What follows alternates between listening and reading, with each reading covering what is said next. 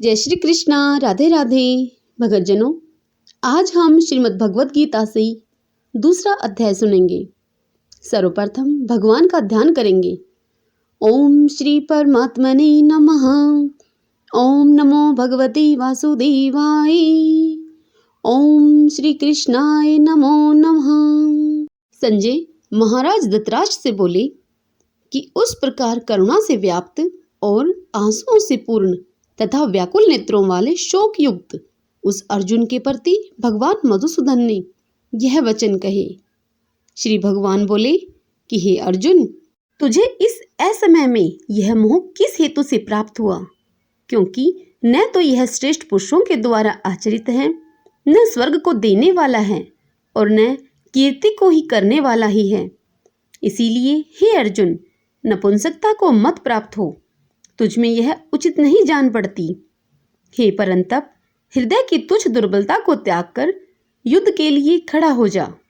भगवान की यह बात सुनकर अर्जुन बोले कि हे मधुसूदन, मैं रणभूमि में किस प्रकार बाणों से भीष्म पितामह और द्रोणाचार्य के विरुद्ध लड़ूंगा, क्योंकि हे अरिसूदन, वे दोनों ही पूजनीय हैं। इसलिए इस महानुभाव गुरुजनों को न मारकर मैं इस लोक में भिक्षा का अन्न भी खाना कल्याणकारक समझता हूँ, क्योंकि गुरुजनों को मारकर भी इस लोक में रुधिर अर्थात खून से सने हुए अर्थ और काम रूप भोगों को ही तो भोगूंगा। हम यह भी नहीं जानते कि हमारे लिए युद्ध करना और न करना, इन दोनों में से कौन सा श्रेष्ठ कर्म है, अथवा यह भी नहीं जानते कि उन्हें हम जीतेंगे या हमको वे जीतेंगे। और जिनको मारकर हम जीना भी नहीं चाहते, वे ही हमारे आत्मीय धृतराष्ट्र के पुत्र हमारे मुकाबले में खड़े हैं। इसलिए कायरता रूप दोष से उपहत हुए स्वभाव वाला तथा धर्म के विषय में मोहित चित हुआ मैं आपसे पूछता हूँ कि जो साधन निश्चित कल्याणकारक हो वह मेरे लिए कहिए, क्योंकि मैं आपका शिष्य हूँ। इसलिए आपके शरण हुए मुझको आप शिक्षा दीजिए, क्योंकि भूमि में निष्कंटक धन धान्य संपन्न राज्य को और देवताओं के स्वामी पने को प्राप्त होकर भी मैं उस उपाय को नहीं देखता हूँ जो मेरी इंद्रियों को सुखाने वाले शोक को दूर कर सके। और फिर संजय धृतराष्ट्र से बोले कि हे राजन, निद्रा को जीतने वाले अर्जुन अंतर्यामी श्री कृष्ण महाराज के प्रति इस प्रकार कहकर फिर श्री गोविंद भगवान से युद्ध नहीं करूंगा, यह स्पष्ट कहकर चुप हो गए। हे भरतवंशी धृतराष्ट्र, अंतर्यामी श्री कृष्ण महाराज दोनों सेनाओं के बीच में शोक करते हुए उस अर्जुन को हंसते हुए से यह वचन बोले। श्री भगवान कहने लगे अर्जुन से कि हे अर्जुन, तू न शोक करने योग्य मनुष्यों के लिए शोक करता है और पंडितों के से वचनों को कहता है, परंतु जिनके प्राण चले गए हैं उनके लिए और जिनके प्राण नहीं गए हैं उनके लिए भी पंडित जन शोक नहीं करते। न तो ऐसा ही है कि मैं किसी काल में नहीं था, तू नहीं था, अथवा ये राजा लोग नहीं थे, और न ऐसा ही है कि इससे आगे हम सब नहीं रहेंगे। जैसे जीवात्मा की इस देह में बालकपन, जवानी और वृद्धावस्था होती है, वैसे ही अन्य शरीर की प्राप्ति होती है। उस विषय में धीर पुरुष मोहित नहीं होता। हे कुंती पुत्र, सर्दी गर्मी और सुख दुख को देने वाले इंद्रिय और विषयों के संयोग तो उत्पत्ति विनाशशील और अनित्य हैं। इसीलिए हे भारत, उनको तू सहन कर, क्योंकि हे पुरुष श्रेष्ठ, दुख सुख को समान समझने वाले जिस धीर पुरुष को ये इंद्रिय और विषयों के संयोग व्याकुल नहीं करते, वह मोक्ष योग्य होता है। असत वस्तु की तो सत्ता नहीं है और सत का अभाव नहीं है। इस प्रकार इन दोनों का ही तत्वज्ञानी पुरुषों के द्वारा देखा गया है। नाश रहित तो तुम उसको जान जिससे यह संपूर्ण जगत दृश्य वर्ग व्याप्त है। इस अविनाशी का विनाश करने में कोई भी समर्थ नहीं है। इस नाश रहित अप्रमेय नित्य स्वरूप जीवात्मा के ये सब शरीर नाशवान कहे गए हैं। इसीलिए हे भरतवंशी अर्जुन, तू युद्ध कर। जो इस आत्मा को मारने वाला समझता है तथा जो इसको मरा मानता है, वे दोनों ही नहीं जानते, क्योंकि यह आत्मा वास्तव में न तो किसी को मारता है और न किसी के द्वारा मारा ही जाता है। हे अर्जुन, यह आत्मा किसी काल में भी न तो जन्मता है और न ही मरता है तथा न यह उत्पन्न होकर फिर होने वाला ही है, क्योंकि यह अजन्मा, नित्य, सनातन और पुरातन है। शरीर के मारे जाने पर भी यह नहीं मारा जाता। हे प्रथापुत्र अर्जुन, जो पुरुष इस आत्मा को नाश रहित, नित्य, अजन्मा और अव्यय जानता है, वह पुरुष कैसे किसको मरवाता है और कैसे किसको मारता है। हे अर्जुन, जैसे मनुष्य पुराने वस्त्रों को त्याग कर दूसरे नए वस्त्रों को ग्रहण करता है, वैसे ही जीवात्मा अपने पुराने शरीर को त्याग कर दूसरे नए शरीर को प्राप्त होता है। इस आत्मा को शस्त्र नहीं काट सकते, इसको आग जला नहीं सकती, इसको जल गीला नहीं कर सकता, गला नहीं सकता और वायु इसे सुखा नहीं सकती, क्योंकि यह आत्मा अच्छेद है, यह आत्मा अधा है, अकलेद है और निसंदेह है, अशोष्य है तथा यह आत्मा नित्य, सर्वव्यापी, अचल, स्थिर रहने वाला और सनातन है। यह आत्मा अव्यक्त है, यह आत्मा अचिंत्य है और यह आत्मा विकार रहित कहा जाता है। इससे हे अर्जुन, इस आत्मा को उपयुक्त प्रकार से जानकर तू शोक करने को योग्य नहीं है, अर्थात तुझे शोक करना उचित नहीं है। किंतु यदि तू इस आत्मा को सदा जन्मने वाला तथा सदा मरने वाला मानता हो, तो भी हे महाबाहो, तू इस प्रकार शोक करने को योग्य नहीं है, क्योंकि इस मान्यता के अनुसार जन्मे हुए की मृत्यु निश्चित है और मरे हुए का जन्म निश्चित है। इससे भी इस बिना उपाय वाले विषय में तू शोक करने को योग्य नहीं है। हे अर्जुन, संपूर्ण प्राणी जन्म से पहले अप्रकट थे और मरने के बाद भी अप्रकट हो जाने वाले हैं, केवल बीच में ही प्रकट हैं। फिर ऐसी स्थिति में क्या शोक करना है। कोई एक महापुरुष ही इस आत्मा को आश्चर्य की भांति देखता है और वैसे ही दूसरा कोई महापुरुष ही इसके तत्व का आश्चर्य की भांति वर्णन करता है तथा दूसरा कोई अधिकारी पुरुष ही इसे आश्चर्य की भांति सुनता है और कोई कोई तो सुनकर भी इसको नहीं जानता। हे अर्जुन, यह आत्मा सबके शरीर में सदा ही अवैध है। इस कारण संपूर्ण प्राणियों के लिए तू शोक करने के योग्य नहीं है तथा अपने धर्म को देखकर भी तू भय करने के योग्य नहीं है, अर्थात तुझे भय नहीं करना चाहिए, क्योंकि क्षत्रिय के लिए धर्म युक्त युद्ध से बढ़कर दूसरा कोई कल्याणकारी कर्तव्य नहीं है। और फिर भगवान अर्जुन से कहते हैं कि हे पार्थ, अपने आप प्राप्त हुए और खुले हुए स्वर्ग के द्वार रूप इस प्रकार के युद्ध को भाग्यवान क्षत्रिय लोग ही पाते हैं, किंतु यदि तू इस धर्म युक्त युद्ध को नहीं करेगा तो स्वधर्म और कीर्ति को खोकर पाप को प्राप्त होगा तथा सब लोग तेरी बहुत काल तक रहने वाली अपकीर्ति का भी कथन करेंगे और माननीय पुरुष के लिए अपकीर्ति मरने से भी बढ़कर है। और जिनकी दृष्टि में तू पहले बहुत सम्मानित होकर अब लघुता को प्राप्त होगा, वे महारथी लोग तुझे भय के कारण युद्ध से हटा हुआ मानेंगे। तेरे बैरी लोग तेरे सामर्थ्य की निंदा करते हुए तुझे बहुत से न कहने योग्य वचन भी कहेंगे। उससे अधिक दुख और क्या होगा। या तो तू युद्ध में मारा जाकर स्वर्ग को प्राप्त होगा अथवा संग्राम में जीतकर पृथ्वी का राज्य भोगेगा। इस कारण हे अर्जुन, तू युद्ध के लिए निश्चय करके खड़ा हो जा। जय पराजय, लाभ हानि और सुख दुख को समान समझकर उसके बाद युद्ध के लिए तैयार हो जा। इस प्रकार युद्ध करने से तू पाप को नहीं प्राप्त होगा। हे पार्थ, यह बुद्धि तेरे लिए ज्ञान योग के विषय में कही गई और अब तू इसको कर्म योग के विषय में सुन।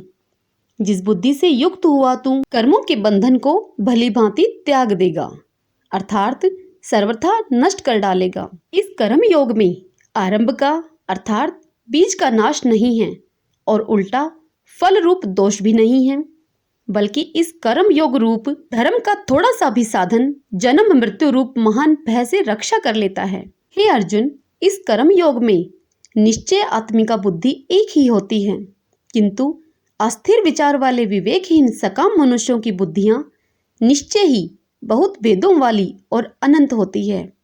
हे अर्जुन, जो भोगों में तन्मय हो रहे हैं, जो कर्म फल के प्रशंसक वेद वाक्यों में ही प्रीति रखते हैं, जिनकी बुद्धि में स्वर्ग ही परम प्राप्य वस्तु है और जो स्वर्ग से बढ़कर दूसरी कोई वस्तु ही नहीं है, ऐसा कहने वाले हैं वे अविवेकी जन इस प्रकार की जिस पुष्पित अर्थात दिखाऊ शोभा युक्त वाणी को कहा करते हैं, जो कि जन्म रूप कर्म फल देने वाली एवं भोग तथा ऐश्वर्य की प्राप्ति के लिए नाना प्रकार की बहुत सी क्रियाओं का वर्णन करने वाली है।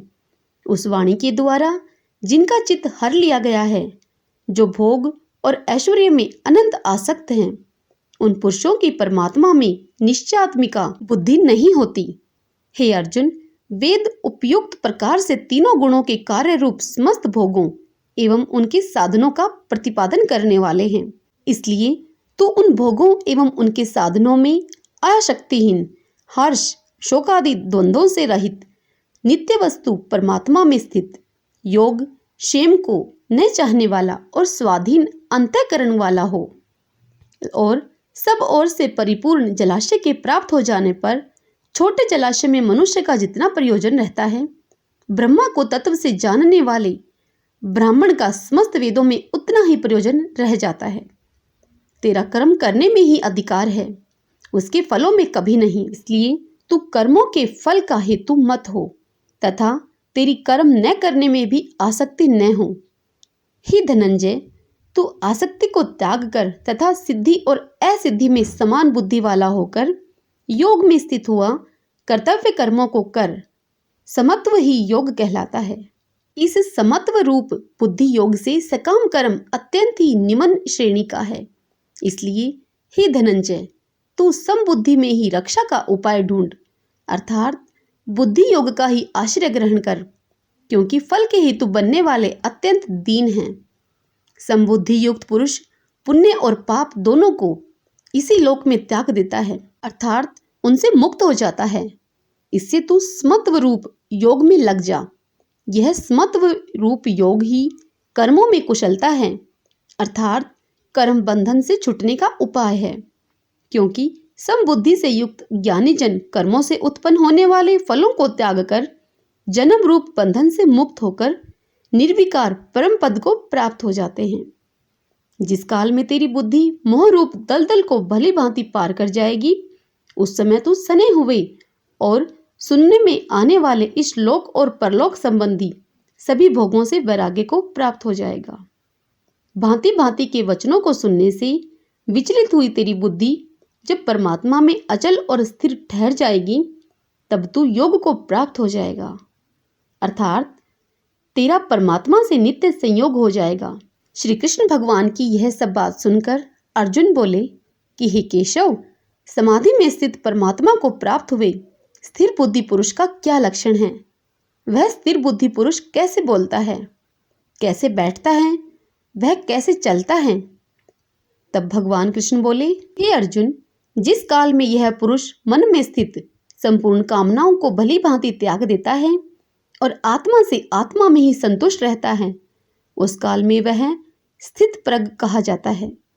दुखों की प्राप्ति होने पर जिसके मन में उद्वेग नहीं होता, सुखों की प्राप्ति में जो सर्वथा निःस्पृह है तथा जिसके राग भय और क्रोध नष्ट हो गए हैं, ऐसा मुनि स्थिर बुद्धि कहा जाता है। जो पुरुष सर्वत्र स्नेह रहित हुआ उस शुभ तथा अशुभ वस्तु को प्राप्त होकर न प्रसन्न होता है और न द्वेष करता है, उसकी बुद्धि स्थिर है। और कछुआ सब ओर से अपने अंगों को जैसे समेट लेता है, वैसे ही जब यह पुरुष इंद्रियों के विषयों से इंद्रियों को सब प्रकार से हटा लेता है, तब उसकी बुद्धि स्थिर है, ऐसा समझना चाहिए। इंद्रियों के द्वारा विषयों को ग्रहण न करने वाले पुरुष के भी केवल विषय तो निर्वर्त हो जाते हैं, परंतु उनमें रहने वाली आसक्ति निर्वर्त नहीं होती। इस स्थित प्रज्ञ पुरुष की तो आसक्ति भी परमात्मा का साक्षात्कार करके निर्वर्त हो जाती है। हे अर्जुन, आसक्ति का नाश न होने के कारण ये प्रमथन स्वभाव वाली इंद्रियां यत्न करते हुए बुद्धिमान पुरुष के मन को भी बलात् कर लेती हैं। इसलिए साधक को चाहिए कि वह उन संपूर्ण इंद्रियों को वश में करके समाहित चित्त हुआ मेरे प्राण होकर ध्यान में बैठे, क्योंकि जिस पुरुष की इंद्रियां वश में होती हैं उसकी बुद्धि स्थिर हो जाती है। विषयों का चिंतन करने वाले पुरुष की उन विषयों में आसक्ति हो जाती है। आसक्ति से उन विषयों की कामना उत्पन्न होती है और कामना में विघ्न पड़ने से क्रोध उत्पन्न होता है। क्रोध से अत्यंत मूढ़ भाव उत्पन्न हो जाता है। मूढ़ भाव से स्मृतियों में भ्रम हो जाता है। स्मृति में भ्रम हो जाने से बुद्धि अर्थात ज्ञान शक्ति का नाश हो जाता है और बुद्धि का नाश हो जाने से यह पुरुष अपनी स्थिति से गिर जाता है। परंतु अपने अधीन किए हुए अंतःकरण वाला साधक अपने वश में की हुई राग द्वेष से रहित इंद्रियों के द्वारा विषयों में विचरण करता हुआ अंतःकरण की प्रसन्नता को प्राप्त होता है।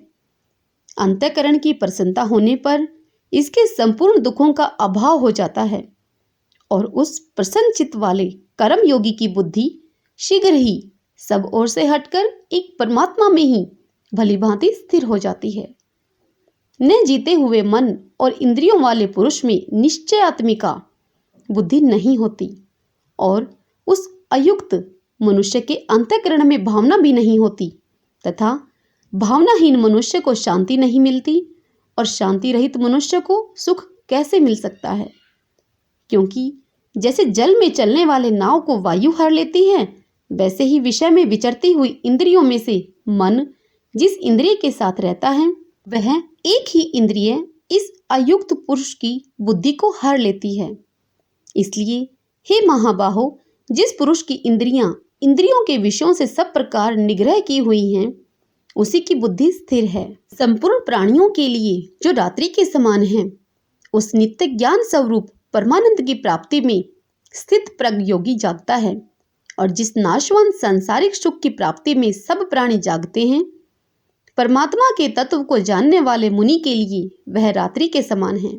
जैसे नाना नदियों के जल सब ओर से परिपूर्ण अचल प्रतिष्ठा वाले समुद्र में उसको विचलित न करते हुए ही समा जाते हैं, वैसे ही सब भोग जिस स्थित प्रज्ञ पुरुष में किसी प्रकार का विकार उत्पन्न किए बिना ही उसमें समा जाते हैं, वही पुरुष परम शांति को प्राप्त होता है। भोगों को चाहने वाला पुरुष नहीं होता। जो पुरुष संपूर्ण कामनाओं को त्याग कर ममता रहित, अहंकार रहित और सप्रहार रहित हुआ विचरता है, वही शांति को प्राप्त होता है, अर्थात वह शांति को प्राप्त है। हे अर्जुन, यह ब्रह्मा को प्राप्त हुए पुरुष की स्थिति है। इसको प्राप्त होकर योगी कभी मोहित नहीं होता और अंतकाल में भी इस ब्राह्मी स्थिति में स्थित होकर परमानंद को प्राप्त हो जाता है। ओम तत्सत। श्रीमद् भगवद गीता का दूसरा अध्याय सांख्य योग संपूर्ण हुआ। ओम श्री कृष्णाय नमो नमः। ओम नमो भगवते वासुदेवाय। भक्तजनों, यदि आपको यह वीडियो अच्छी लगी हो तो इस वीडियो को लाइक कीजिए और खूब शेयर कीजिए और पुण्य कमाएं। जय श्री कृष्णा। राधे राधे।